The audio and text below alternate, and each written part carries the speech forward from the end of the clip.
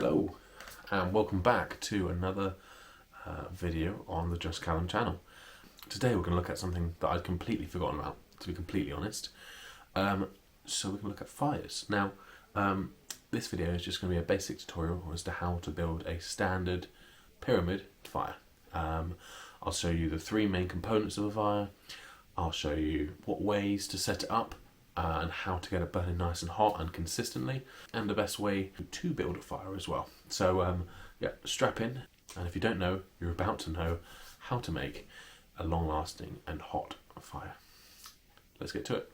Okay, so essentially when we come to building a fire, there are three main components in a fire: heat, oxygen or airflow, and fuel. So these are the three main components of a fire. So heat, of course, that's going to be there we go, our lighter. That will be where we get our heat from. Then fuel, well, we're going to start off with this little bad boy here. This is a fire lighter.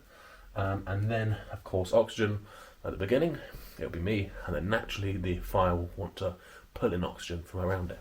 So how do we get started? Well, okay, so we're going to use our fire lighter as a base, and the type of fire I'm going to be showing you today is going to be a pyramid fire.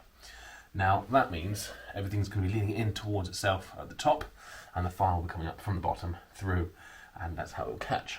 So what do we want to do when we start a fire? Well, firstly, obviously make sure it's in a safe area.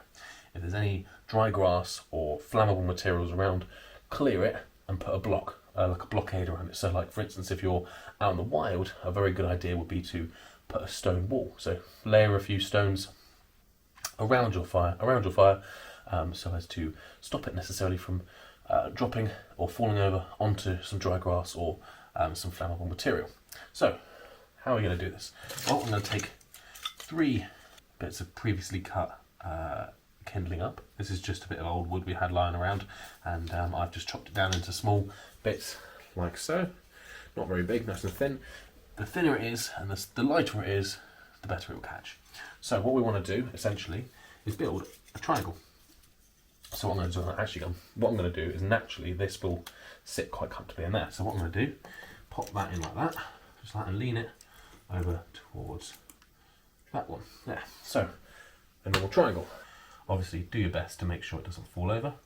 It is a pain, it might take a few goes, but don't worry, that happens to the best of us. Try and leave a little space, say like in here or in here, just so you can get access to that fire lighter. You do actually want to be able to light the fire without there being too much of a faff as to how you get to the fire lighter. Now, what I'm going to do now is I'm just going to light my little fire lighter.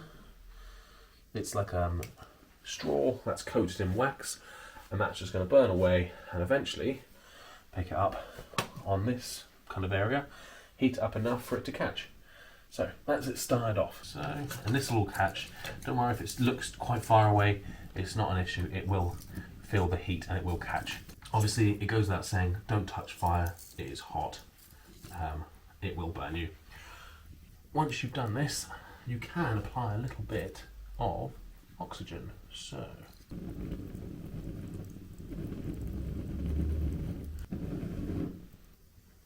okay, so I'm just going to apply the rest of my wood now, just to hopefully get it really going. Obviously also don't get your head too close to the fire.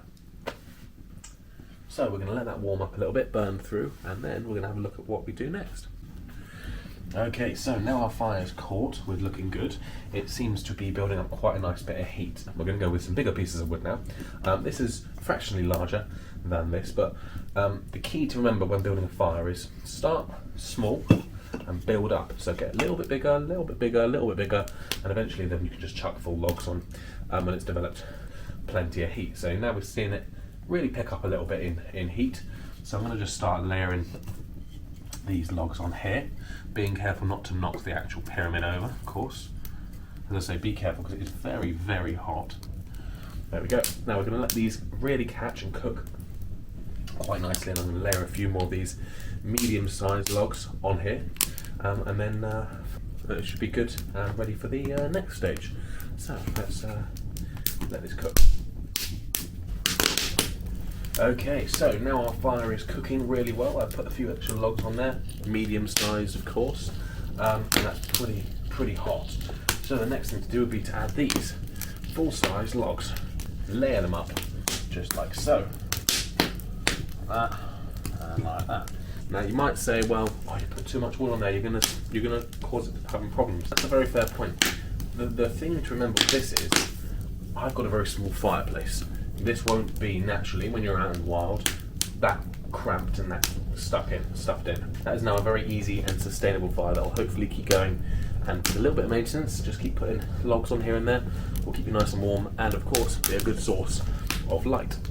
In the meantime, I'm going to chuck that over there, just to protect my launch from setting on fire. Okay, so what have we learned? Well, 3 components are fuel, heat and oxygen, or a source of air. We've learned that you want to build it up from being small to being big, rather than jumping in with all these big logs and so forth.